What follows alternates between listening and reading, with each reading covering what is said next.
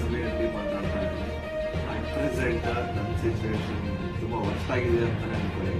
ಯಾಕಂತಂದ್ರೆ ನನ್ನ ಮೇಲೆ ಈಗ ಆಲ್ರೆಡಿ ಪೊಲೀಸ್ ನೋಟಿಸ್ ಬಂದಿದೆ.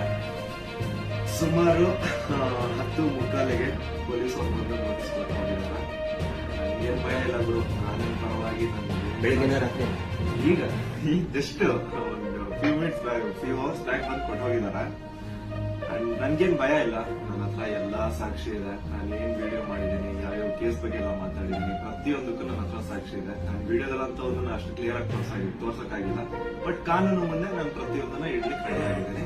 ನನಗೆ ಕಾನೂನು ಮೇಲೆ ತುಂಬಾ ಗೌರವ ಇದೆ, ತೊಂದರೆ ಇಲ್ಲ ಅದ್ರ ಬಗ್ಗೆ.